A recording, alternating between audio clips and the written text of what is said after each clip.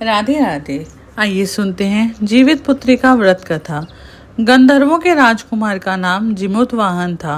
वे बड़े उदार और परोपकारी थे। जिमुतवाहन के पिता ने वृद्धावस्था में वानप्रस्थ आश्रम में जाते समय इनको राज सिंहासन पर बिठाया, किंतु इनका मन राजपाट में नहीं लगा। वे राज्य का भार अपने भाइयों को छोड़कर स्वयं पिता की सेवा करने वन में चले गए।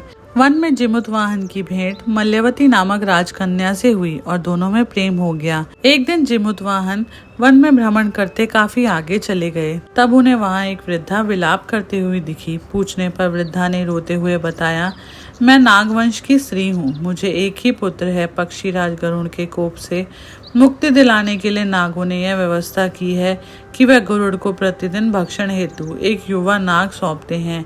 आज मेरे पुत्र शंखचूड़ की बलि का दिन है। आज मेरे पुत्र के जीवन पर संकट है और थोड़ी देर बाद मैं पुत्र विहीन हो जाऊंगी। एक स्त्री के लिए इससे बड़ा दुख क्या होगा। उसके जीते जी उसका पुत्र ना रहे। जिमुतवाहन को यह सुनकर बहुत दुख हुआ। उन्होंने उस वृद्धा को आश्वस्त करते हुए कहा, डरो मत, मैं तुम्हारे पुत्र के प्राणों की रक्षा करूंगा।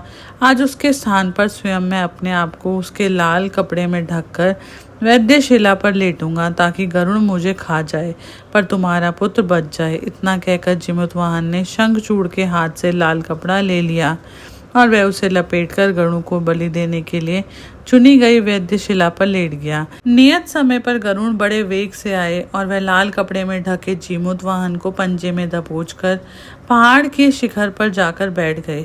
गरुड़ ने अपनी कठोर चोंच का प्रहार किया और जिमुतवाहन के शरीर से मांस का बड़ा हिस्सा नोच लिया। इसकी पीड़ा से जिमुतवाहन की आंखों में आंसू बह गए। वह दर्द से कराहने लगे। अपने पंजे में जकड़े हुए प्राणी की आंखों में से आंसू और मुंह से खराश सुनकर गरुड़ बड़े आश्चर्य में पड़ गया, क्योंकि ऐसा पहले कभी ना हुआ था। उन्होंने जिमुतवाहन से उसका परिचय पूछा। जिमुतवाहन ने सारा किस्सा कह सुनाया कि कैसे एक स्त्री के पुत्र की रक्षा के लिए वह अपने प्राण देने आए हैं। आप मुझे खाकर भूख शांत करें।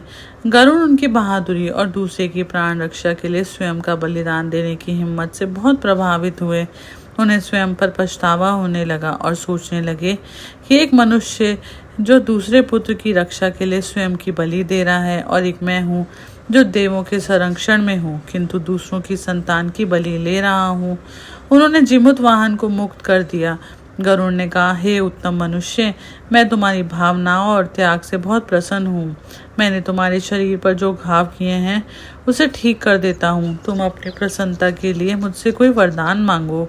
राजा ने कहा, हे पक्षीराज, आप तो सर्व समर्थ हैं। यदि आप प्रसन्न हैं और वरदान देना चाहते हैं तो आप सर्पों को अपना आहार बनाना बंद कर दीजिए। आपने अब तक जितने भी प्राण लिए हैं उन्हें जीवन प्रदान करें। गरुड़ ने सबको जीवन दान दे दिया और नागों की बलि न लेने का वरदान दिया। इस प्रकार जिमुतवाहन के साहस से नाग जाति की रक्षा हुई। गरुड़ ने कहा, तुम्हारी जैसी इच्छा वैसा ही होगा।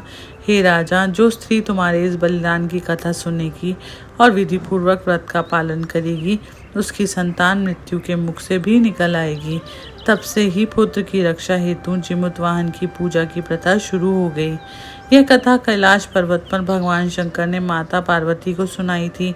इस दिन भगवान गणेश, माता पार्वती और शिव जी की पूजा जरूर करनी चाहिए। हरे कृष्ण।